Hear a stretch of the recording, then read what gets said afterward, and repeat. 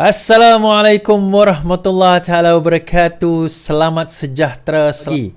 Salam reformasi, salam perjuangan saya ucapkan kepada tuan-tuan dan puan-puan yang menonton saya pada malam ini. Alhamdulillah. Terima kasih saya ucapkan kerana terus bersama dengan saya, kerana terus share, like, subscribe. Terima kasih. Dan juga yang bersiaran. InsyaAllah saya tak intend nak pergi panjang, tapi tak panjang pun kadang-kadang saya cakap tak panjang, hujung sejam juga kan. Lambat live hari ni. Saya baru habis meeting tadi. Selesai meeting tadi saya rasa macam tak nak live, tapi tak adalah isu pressing sangat, tapi saya nak habiskan juga malam ni supaya esok saya tak cover topik ni. Jadi senang kan. Jadi beberapa perkara tentang Agong yang bagi warning kepada yang memainkan isu stalking tu. Kemudian menjawab Faizal dan juga Fuad Zakarshi berkenaan dengan isu padu. Dan juga bagaimana Sarawak sendiri rupanya tidak ada masalah pun terhadap isu padu dan menerima dan mengalu-ngalukan padu. So kenapa cerita padu ni? Sebab 28, 31 bulan ni last day untuk padu. Jadi baik kita terus ceritakan tentang padu, berkongsi. Siapa yang tak ada share, tak ada tahu lagi tentang padu ni, jangan nanti bila dah terlambat, barulah nak cerita padu kerajaan ni teruk dan sebagainya. Kenapa kerajaan ini, kenapa kerajaan macam tu dan sebagainya. Tadi saya ada terima, admin saya dah hantar satu mesej tau. Dia hantar satu mesej berkenaan dengan ada seorang ni, dia kata pasal, kan semalam saya ada cerita pasal Bank Bumiputera Malaysia Berhad kan, BBMB kan. So Bank Bumiputera Malaysia Berhad, saya kata dia merger, dia ada masalah dan sebagainya. So dia hantar kat saya, dia hantar dekat admin saya hantar kat saya, dia kata Iswardi tersilap dalam sejarah tersebut. Dia kata saya bekas pekerja Bank Bumiputera, nama dia Abang Fauzi. Masih Abang Fauzi tak apalah, Abang Fauzi itu pendapat Abang Fauzi. Dia kata Iswardi tak tahu sejarah, tak apalah kan. So malam ni saya ceritakan sejarahnya dan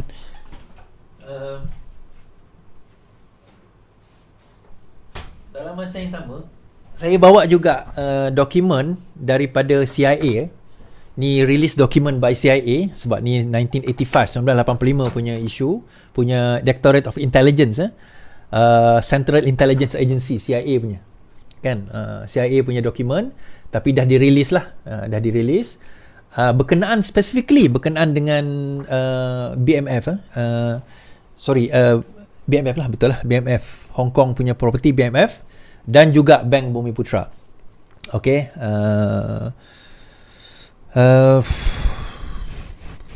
Dan insyaAllah saya akan sentuh tentang benda itulah. Terima kasih. Right, so kita get to the crux of the matter dulu. Alright. Agong, jangan terus api-apikan kemarahan isu stalking. Okay. Yang di-Pertuan Agong Sultan Ibrahim menegaskan semua pihak perlu berhenti daripada mengambil kesempatan berhubung kontroversi stalking bertulis kalimah Allah. Sebaliknya, baginda mahu semua pihak terutama pemimpin syarikat bertindak matang. Saya telah menitahkan untuk tindakan diambil mengikut lunas undang-undang. Maka tidak perlu lagi untuk mana-mana pihak terus mengapi-apikan kemarahan secara berterusan. Tindakan diambil bukanlah untuk menghukum semata-mata, tapi sebagai pengajaran dan peringatan kepada semua bagi menjaga sensitiviti rakyat, titah baginda. Kenyataan Sultan Ibrahim juga dihantar ke Facebook yang mengingatkan semua pihak supaya mengambil iktibar daripada kejadian itu dan berusaha mengeratkan perpaduan. Kemarahan yang berlarutan tidak akan menguntungkan sesiapa. Ajaklah rakyat ke arah perpaduan, bukan perpecahan. Inilah peluang untuk mendapat pemahaman yang lebih baik antara satu sama lain dalam masyarakat kita yang majmuk. Okey, dalam masa yang sama tuan-tuan, bila geng-geng yang pentaksub bodoh ni, dia nak boykot KK Mart, tapi dia terboykot L&M Mart. Sebuah kedai runcit menjadi bangsa kempen boykot walaupun tidak ada kena-mengena dengan KK Supermart. Semuanya gara-gara kedai itu, L&M Supermart di Bukit Bintang, Kuala Lumpur, menggunakan papan tanda yang mirip dengan KK Mart. Dia punya warna tu lebih kurang. Di tengah-tengah ketegangan itu, sehingga membuatkan polis mengeluarkan arahan bertanang, L&M kini berkira-kira menukar papan tandanya. Saya akan memberikan cadangan untuk tukar rekaan papan tanda sedia ada kepada yang baru bagi mengelakkan kekeliruan orang ramai dan risiko boikot yang boleh menjejaskan perniagaan kami. Sebelum ini, Tula di media sosial mendakwa KK Supermart memperbodohkan orang ramai dengan menjenamakan semula perniagaannya kepada L&M. Kan, padahal L&M ni sebenarnya dah lama dah dekat ni dekat Bukit Bintang ni. Tapi dalam yang sama saya tengok itu geng-geng Walaon kot, dia buat demo depan KK Mart. Tapi itu bukan KK Mart, itu 99 Supermart, apatah nama dia kan. Itu adalah 99 Supermart rupanya kan. Jadi itulah. So dalam pada isu ni tuan-tuan, kita kata bagaimana ada setengah-setengah orang ni dia tak tahu sebenarnya what happened, apa yang berlaku, kenapa dia berlaku. So agak sedih jugalah bila benda yang tidak sepatutnya, maksudnya daripada segi boykot, yang bagi saya macam inilah tuan-tuan. Kalau tuan-tuan nak boykot, silakan. Saya sudah kata itu kan. Itu hak masing-masing. Tetapi dalam masa yang sama, jangan terkejut kalau sekiranya kita buka floodgate. Tahu floodgate tuan-tuan? Kita buka ruang kepada ketaksuban itu berlaku. Akan ada orang yang akan hijack isu. Akan ada orang yang gunakan kesempatan untuk hijack isu, dan akhirnya benda itu akan menyusahkan dan akan menyebabkan negara perpecahan berlaku dan sebagainya. You know, that thing, satu benda yang jangan pernah anggap benda tu mustahil untuk berlaku. Kita tengok semalam bom api, bom petrol dilempar di kedai, depan kedai KK Mart. Luckily benda itu tak meletup kan, kita kata. Maksudnya tak yalah, nothing happen lah. But then again, apa jaminan kita selepas ini bahawa benda itu tidak akan berlaku lagi? Kan? Apa jaminan kita bahawa pentaksub-pentaksub ini tidak akan menggunakan kesempatan tersebut untuk mengambil kesempatan dalam dalam memastikan bahawa agenda, apa saja agenda mereka itu tercapai. Kadang-kadang agenda ni tuan-tuan, dia ada beberapa kan. Satu, dia memang ada agenda dia, dan agenda dia tu adalah atas tujuan-tujuan dia masing-masing. Yang kedua, di atas kebodohan dia. Dia memang ikhlas, kita kata. Ikhlas dia ni. Ikhlas. Dia memang sangat ikhlas. Tetapi sebenarnya dia tidak ada kefahaman pada keikhlasan tersebut. Dan daripada bila dia tak ada kefahaman pada keikhlasan tersebut, itu yang menyebabkan akhirnya dia mengambil tindakan yang tidak patut, tidak wajar, dan dia jadi masalah. 99 Speedmart. Thank you. Saya tak tahu sangat kedai itu. Saya tengok gambar je. 99 Speedmart. So, kita, apa orang kata, keadaan tersebut, that drives akhirnya perpecahan, pergaduhan. Mula-mula Melayu, lepas tu bangsa lain, lepas tu bangsa lain, lepas tu Melayu. So dia akhirnya dia jadi tak berkesudahan. Tuan-tuan, zaman Rasulullah dulu kan, perang di antara tribe, di antara kaum. Perang di antara kaum tu sampai beratusan tahun berlaku. Kan, perang itu sampai beratusan tahun, sampai bila beratus tahun, generasi seterusnya sampai dia orang tak tanya, kenapa kita perang? Dia pun tak tahu kenapa dia orang perang. Sebab nenek moyang dia orang dah pergi perang. Because apa? Seorang ni bunuh seorang ni, seorang ni bunuh seorang ni. Akhirnya seorang ni balas dendam orang ni. That's why dalam Islam, dalam hukum qisas, dia ada satu hukum dipanggil diat, bayar tebus kan. Instead of kita pergi bunuh orang tu, orang yang dibunuh tu, orang yang telah membunuh itu boleh membayar. Kan, dihukum balas dan dia kena bayar certain hukuman lah. Ada beberapa hukuman yang dia kena laksanakan. So nak hentikan pergaduhan ni antara kaum itu sebenarnya.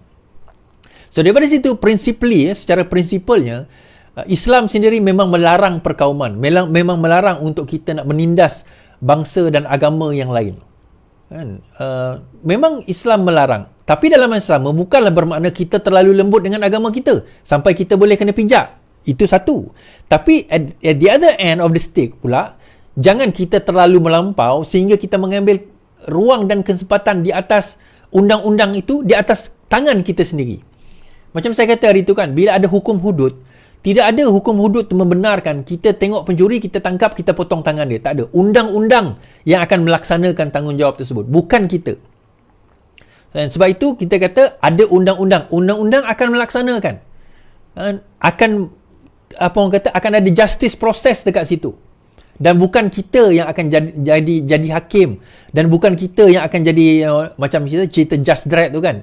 Dialah hakim, dialah polis, dialah executioner. Bukan, kita bukan hidup pada zaman sebegitu. Dan the moment kita kena realise benda ni, dan kalau kita tak realise benda ni, then we'll be in trouble.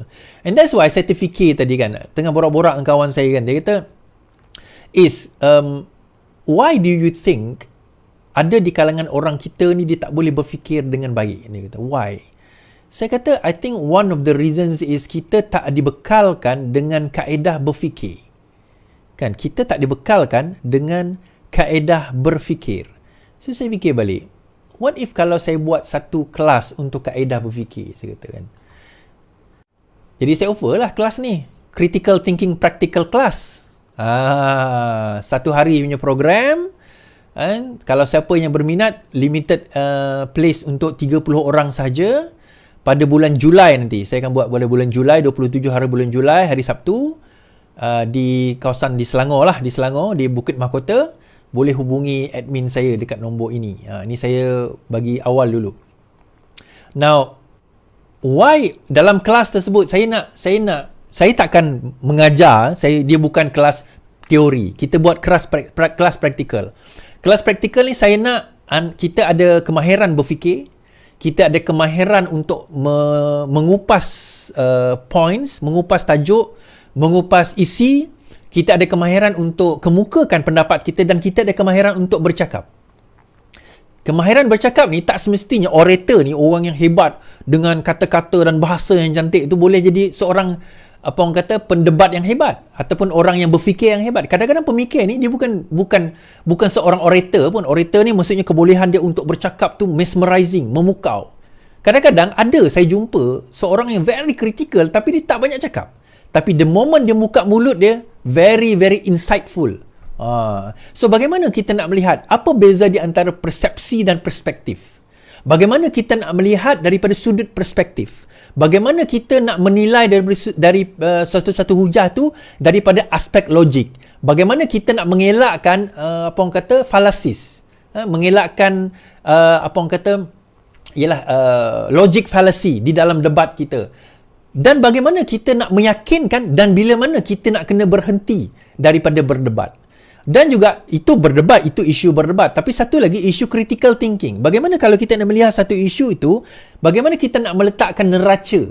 Bagaimana kita nak meletakkan mizan ataupun neraca kepada isu tersebut supaya tidak terlebih atau terkurang? Itu ada kaedah-kaedah di sebenarnya.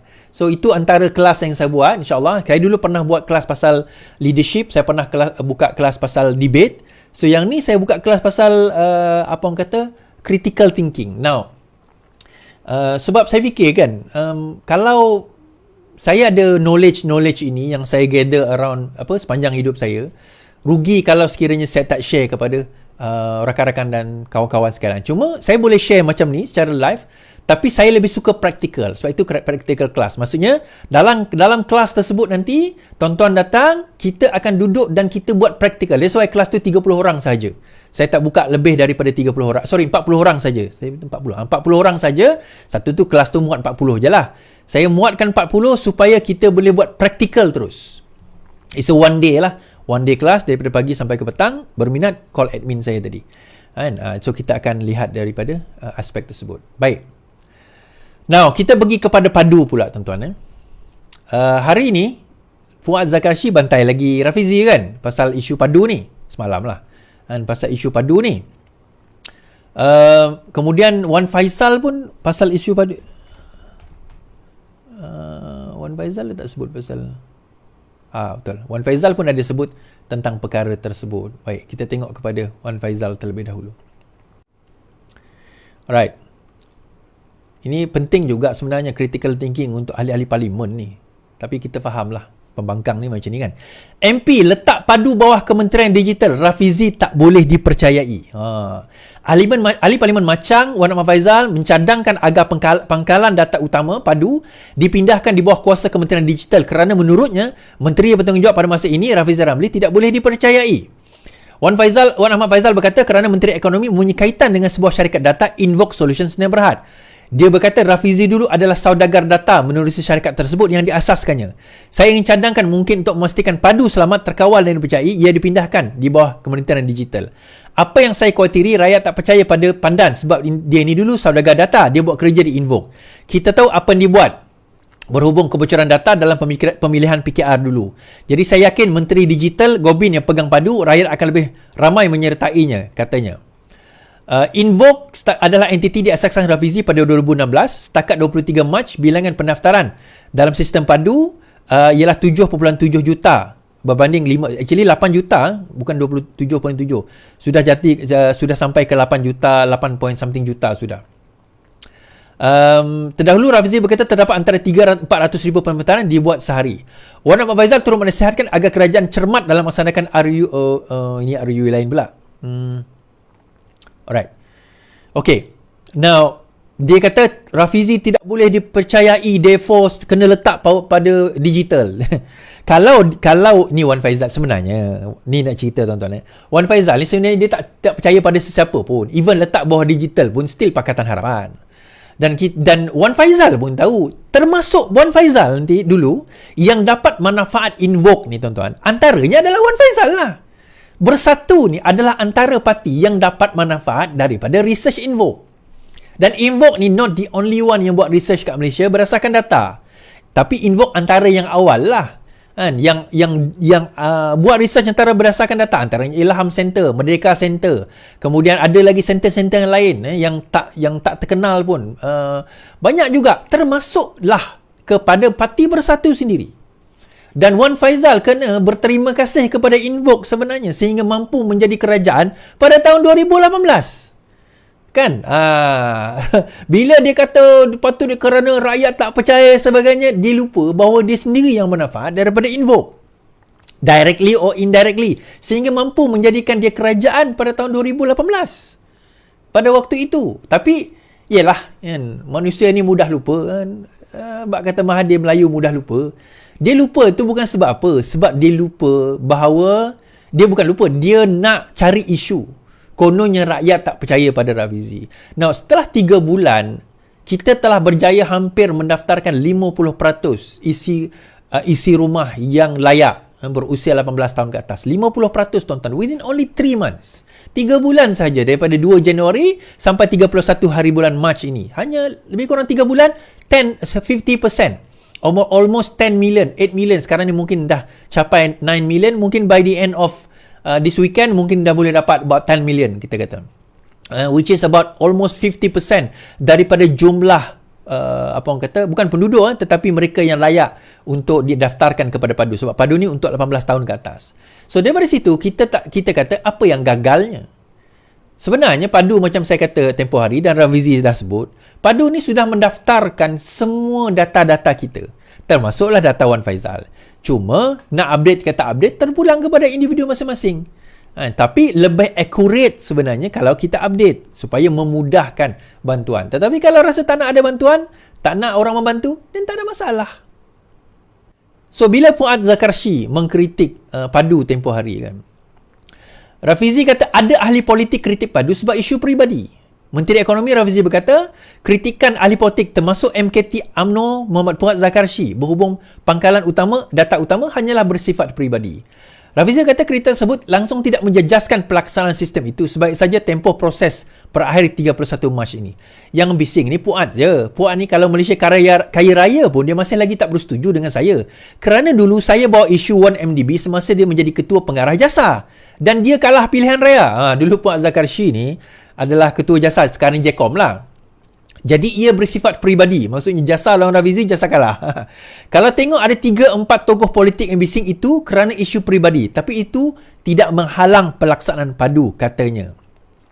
Pada 24 Mac, Puan menyifatkan sistem PADU sebagai gagal, ekoran kelemahan dalam sistem kerja serta komunikasi. Dia juga berkata ia menggambarkan kegagalan Rafizi sebagai menteri yang bertanggungjawab. Rafizi dikatakan raja formula gagal. Formula dia semua tidak menjadi.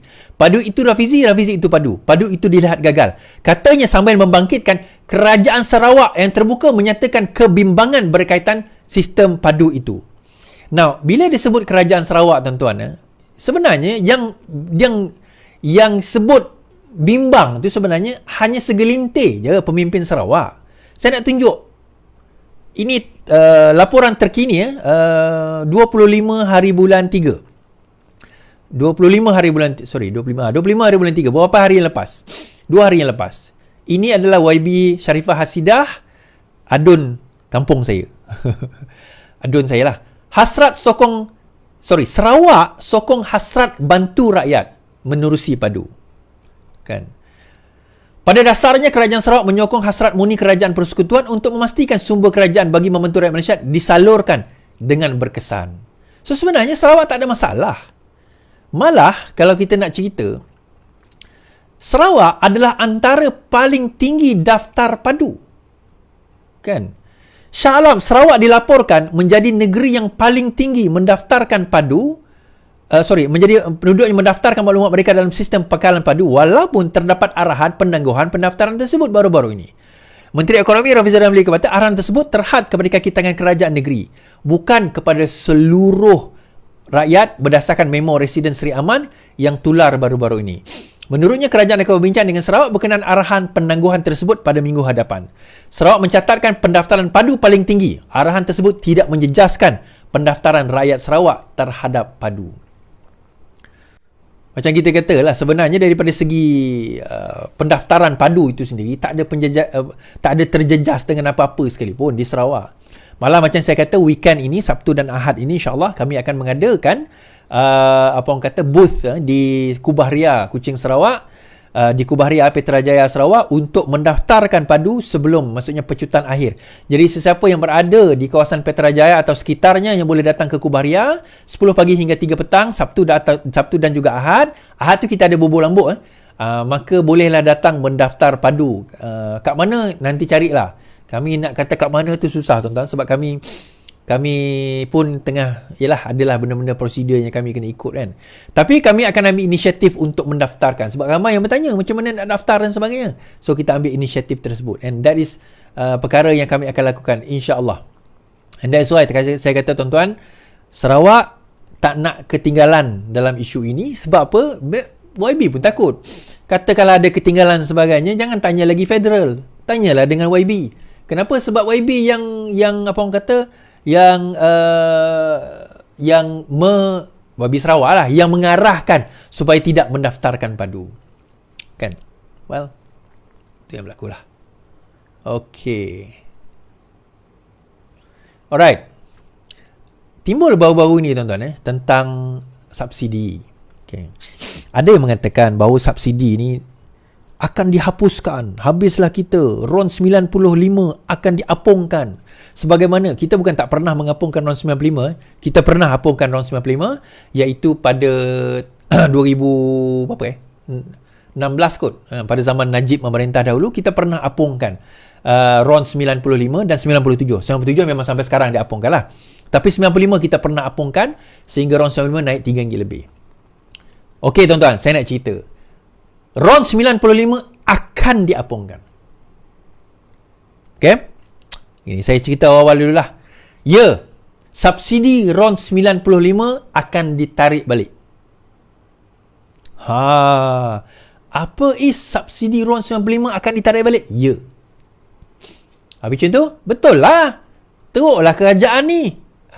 Relax lu. Kan? Itulah masalahnya korang ni. Kau baca heading je, kau tak baca habis. Kau dengar setengah je, kau tak dengar habis. Lepas tu baran, lepas tu shaking. Dengar lu cerita habis. Ini pun antara kelas yang saya buat lagi, macam mana cara mendengar, how to listen. Okey tuan-tuan, cerita dia macam ni. Subsidi itu akan ditarik daripada maksudnya RON 95 akan diapungkan. Ini cadangan Saya tak tahu final draft kerajaan bagaimana, tetapi cadangan dia sekarang ini, subsidi akan dihapuskan daripada RON 95. Now, bila subsidi itu dihapuskan, erti kata lain, RON 95 dan juga diesel, dua-duanya tidak ada subsidi langsung. Bermakna semua kita, seluruh rakyat Malaysia, warga asing, orang kaya, orang miskin, warga asing, orang di sempadan Singapura, Thailand, Singapura, Thailand dan juga sewaktu dengannya akan membeli berdasarkan harga apungan, harga di pasaran. Namun begitu, berdasarkan sistem padu ini, maka rakyat akan diberikan bayaran ataupun mekanisme penyasaran subsidi direct kepada individu. Direct kepada individu tersebut untuk dapat subsidi tersebut. Baik, macam mana mekanisme, bagaimana? Ada yang kata tunai, ada yang kata kad. Itu mekanisme itu kemudian. Dan dia tak akan berlaku dalam bulan puasa raya ni, takkanlah. Dia selepas ini akan berlaku. Now, kenapa kita nak... Okey, kita kena faham tuan-tuan. Yang pertama, penyeludupan minyak kita, diesel terutama di kawasan sempadan. Mereka beli barang-barang subsidi. Ini bukan minyak je nanti, termasuk barang subsidi lain. Mereka beli minyak subsidi kita, dijual balik dekat Thailand, dijual balik dekat Singapura. Dia tak jual kat Singapura lah. Tapi dia guna kat Singapura, kereta mereka kereta besar. So, akhirnya wang subsidi, dulu Petronas spend around 30 billion, 20 billion saja untuk subsidi. Sekarang ini kerajaan spend 30 billion untuk subsidi. Sekarang ini kerajaan spend pada tahun 2022 80 billion. Dulu 30 billion, sekarang 80 billion untuk subsidi.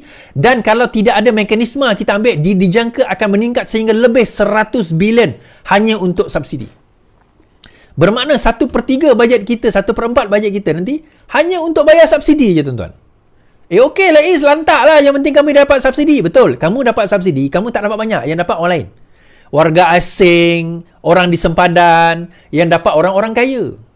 Mereka akan dapat subsidi. Kereta kamu tu boleh muat RM50 satu full tank. Tuan-tuan tahu, ada kereta dia orang RM200, RM300. Saya pernah tengok RM800. Tak adalah RM800, tak ada. RM300-400, RM200-300 full tank. Bukan satu kereta, dia ada banyak kereta sebab dia kaya. So, diorang akan dapat lebih subsidi, tapi padahal dia orang mampu je bayar harga tanpa subsidi. Tapi diorang yang akan dapat subsidi, so siapa yang kena menanggung? Kerajaan. Okey, ada satu argument kata, dan saya dengar ada satu podcast tu lah, dia kata, bukankah minyak kita ni kita jual? Sebenarnya minyak Malaysia ni adalah minyak yang berkualiti tuan-tuan. Minyak Malaysia adalah minyak berkualiti, nama dia Tapis. So Tapis ni kita ekspor, kita tak buat kat dalam negara. Kita ekspor sebab kualiti dia tinggi. Minyak yang kita guna tu kita import sebab minyak tu murah. So ada perbezaan. Ada untung lah, senang cerita. Namun begitu, untung tersebut dulu bolehlah cover subsidi, sekarang tak boleh. Untung tu 35 bilion. Petronas bayar kepada kerajaan 35 bilion. 35 bilion Petronas bayar kepada kerajaan. Daripada segi maksudnya royalty, emolumen bayaran lah. Daripada segi minyak itu saja. Tetapi bajet kita untuk subsidi sekarang 80 bilion, 35 bilion tu tak boleh cover. Dan majoriti, saya boleh kata, dia bocor kepada warga asing, orang kaya dan juga orang-orang lain yang mana tak sampai kepada rakyat yang sepatutnya. And that's why sekarang ini, kita dah mula melihat mekanisme B80. Dia ada B80, dia ada T20, T20, B80. So B80 ni adalah mereka yang dulu dalam kalangan B40 dan M40. Dipanggil B80 sekarang ni. 80% bottom 80%. So bottom 80% ni dilihat bagaimana nak menyasarkan bantuan itu kepada mereka. Bagaimana nak menyasarkan dana itu kepada mereka supaya, contoh kalau orang di sempadan masuk ke dalam negara kita, dia nak beli minyak. Alah tak boleh lah. Dia nak beli 10 tangki minyak pun tak ada masalah. Sebab harga itu tak ada subsidi kat situ. Sebenarnya kalau ikutkan, correct me if I'm wrong lah, Thailand, minyak dia mesti lagi mahal daripada minyak kita, even tanpa subsidi.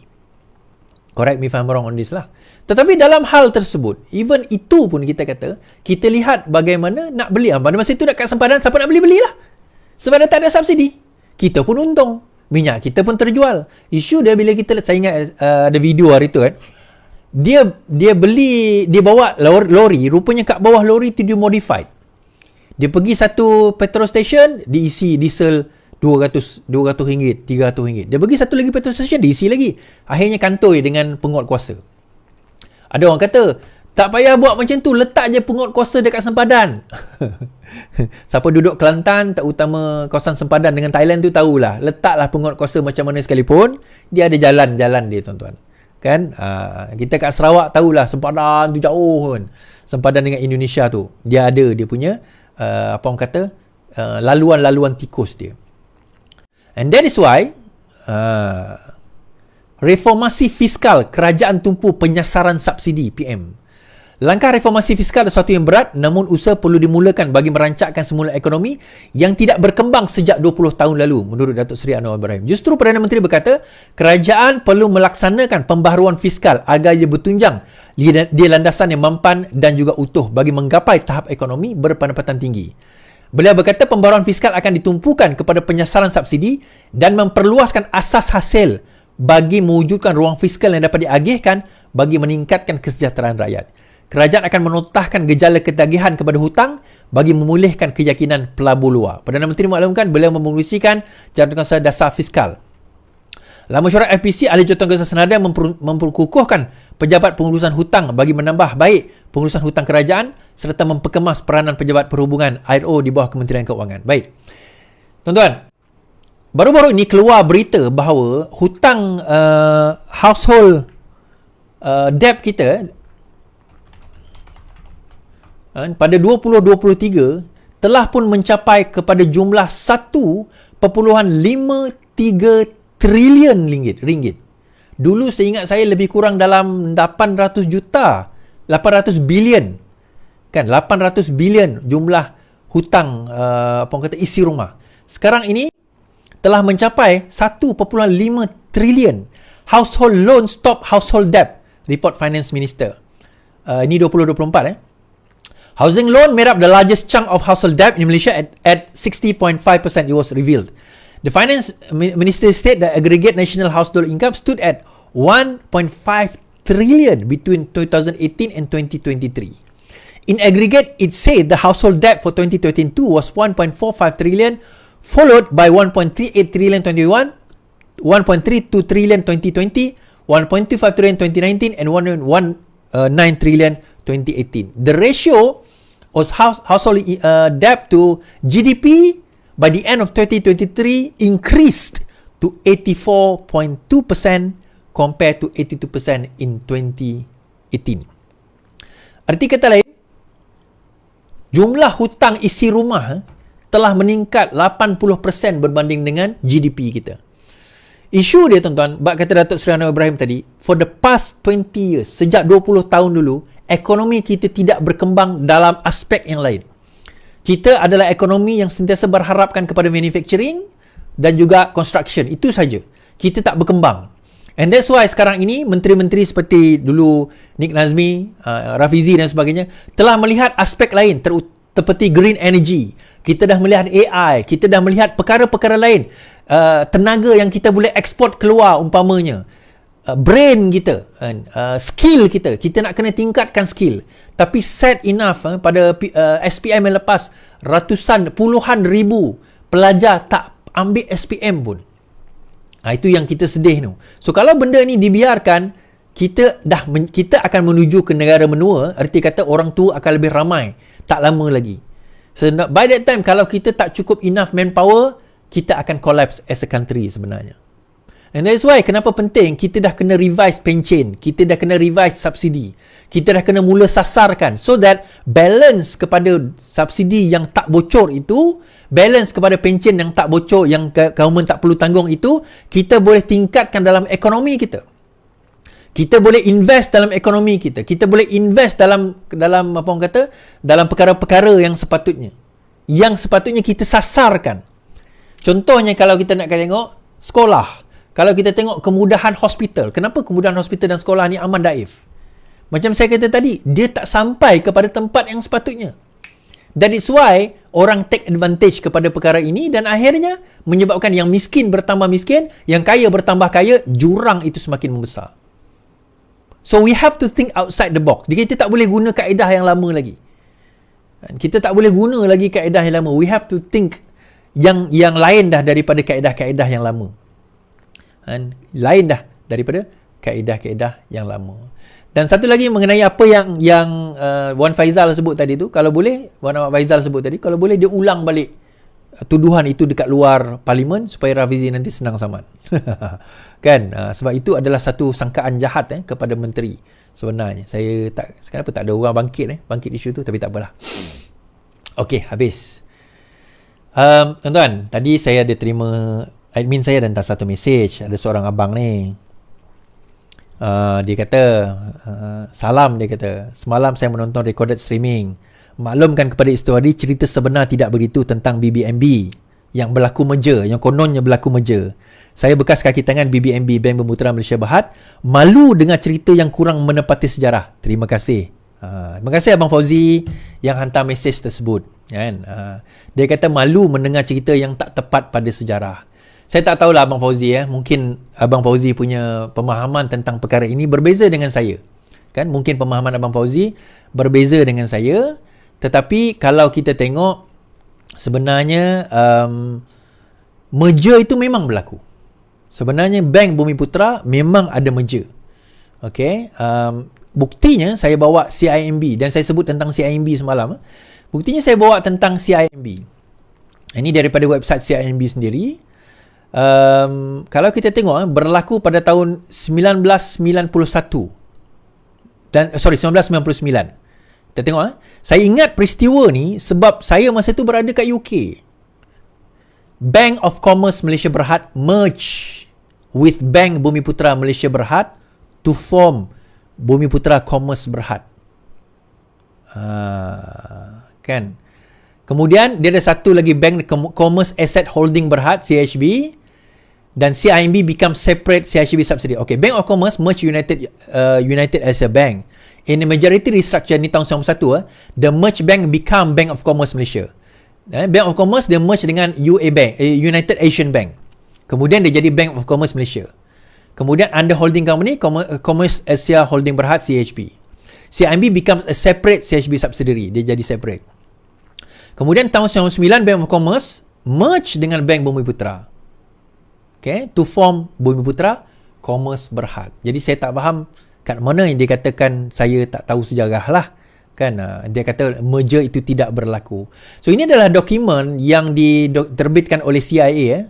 Dokumen yang diterbitkan oleh CIA berkenaan dengan antara lain menyebabkan skandal itu berlaku sehingga negara berhutang 1 bilion USD. Ialah skandal BMF. Kan? Tuan-tuan boleh google je benda ni, jumpa. Pada Oktober 1982, ini BMF, Bank Bumi, BMF Chronology. First sign of trouble at BNF with the news that two of its main borrowers are experiencing financial crisis.